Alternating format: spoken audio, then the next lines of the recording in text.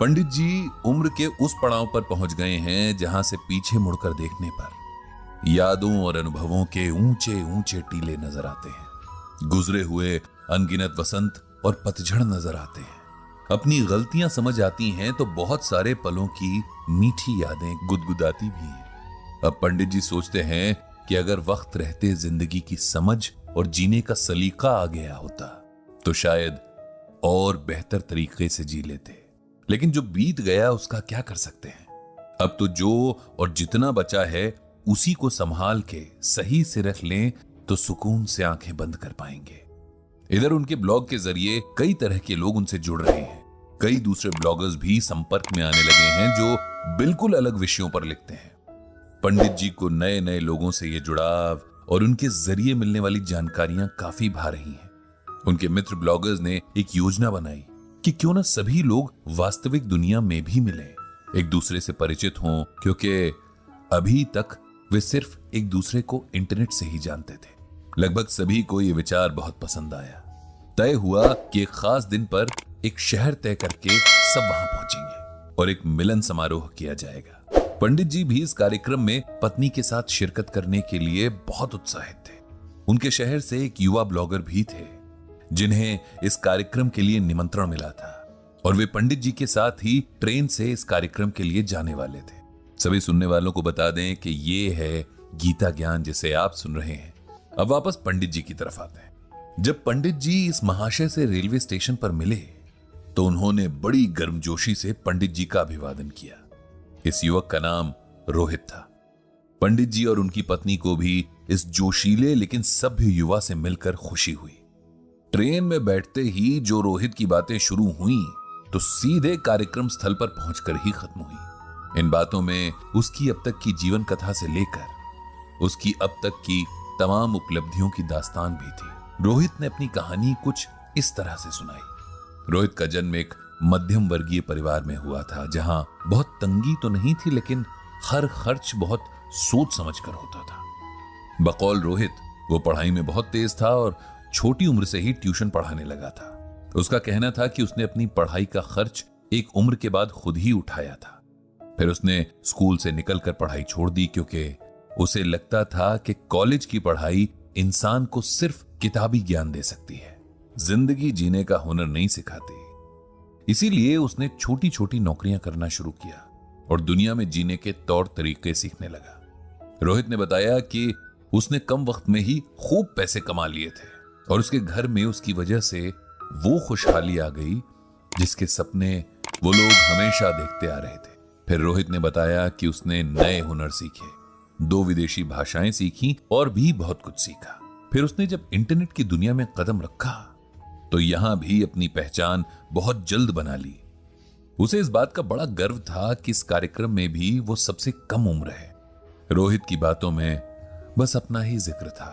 पूरे रास्ते ना तो उसने पंडित जी से उनके बारे में पूछा न उनके काम के बारे में। मिलन समारोह बहुत अच्छा आयोजित किया गया था। देश के लगभग हर हिस्से से ब्लॉगर्स आए थे। एक दूसरे से जान पहचान बनाने में ही पहला दिन निकल गया था।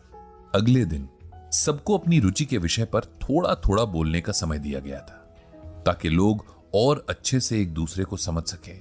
रहने व खाने की व्यवस्था एक होटल में सबके आपसी सहयोग से की गई थी।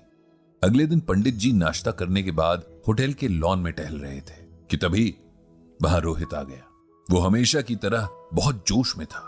उसने पंडित जी से पूछा कि क्या वे आज भी गीता का कोई श्लोक सुनाएंगे जैसे अपने ब्लॉग में लिखते हैं। उसके सवाल में जैसे एक कटाक्ष था। फिर उसने अपने ब्लॉग के विषय में बताना शुरू किया। यूं तो उसके हिसाब से उसकी बेशुमार रुचियां थीं, लेकिन आजकल वो विलुप्त होते पक्षियों की जानकारी अपने ब्लॉग के माध्यम से लोगों तक पहुंचा रहा था। उसके ख्याल में इस दौर में अब लोगों को आध्यात्मिकता की जगह व्यवहारिक ज्ञान की जरूरत थी। पंडित जी ये सब सुनकर बस मुस्कुराते रहे क्योंकि उन्हें एक बात समझ में आ गई थी कि रोहित को अपनी नासमझी की वजह से अहंकार हो गया है। अपनी उपलब्धियों पर खुश होना सबका अधिकार है, लेकिन अपने आगे बाकी लोगों को तुच्छ समझना या उन्हें कमतर होने का एहसास करवाना अहंकार कहलाता है, जो कि मनुष्य जाति के सबसे बुरे गुणों में से एक है। इसीलिए पंडित जी को लगा कि रोहित को इसका एहसास करवाया जाना जरूरी है, ताकि वो समय रहते इस अवगुण के जाल से बाहर निकल सके और अपनी प्रतिभा का सही उपयोग कर सके। कार्यक्रम शुरू हुआ और हर वक्ता के पास बोलने को कुछ बेहतरीन था।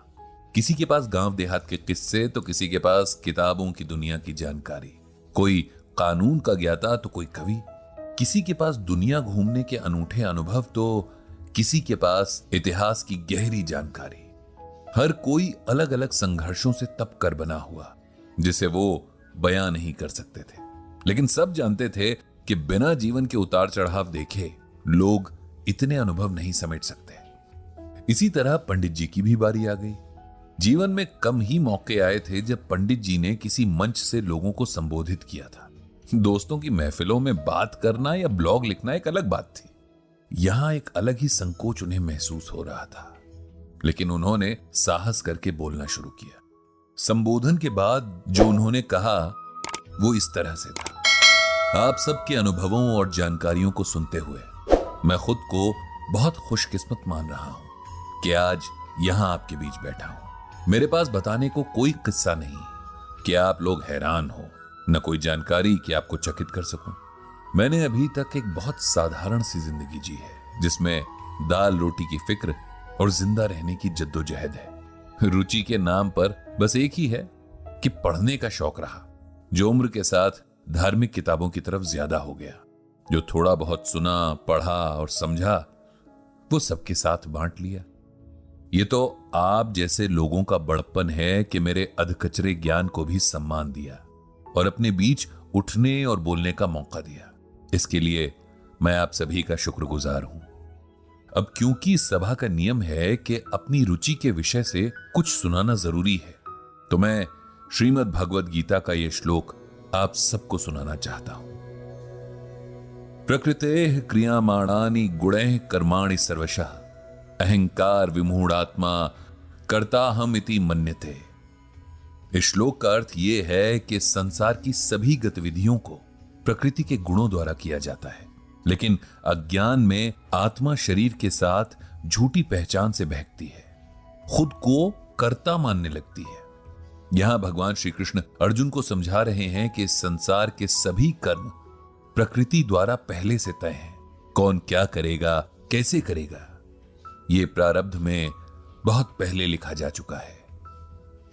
ऐसे में जब आत्मा को लगता है कि ये सब उसके द्वारा हो रहा है, तब वो अहंकार से ग्रस्त हो जाती है, जबकि ये अज्ञानता की निशानी है। हम जीवन में क्या करते हैं, क्या नहीं, इसके प्रति सजग होने और अहंकारी होने में बहुत फर्क है।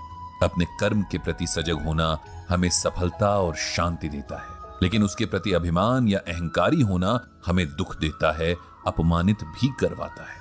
यह जीवन का ऐसा सच है जो यदि हम समय रहते समझ लें तो कई दुखों से बच सकते हैं। प्रकृति से हम इसके अनेक उदाहरण सीख सकते हैं। जितना ज्यादा फलों से भरा पेड़ होगा, उसकी टहनियां उतनी ही झुकी होंगी।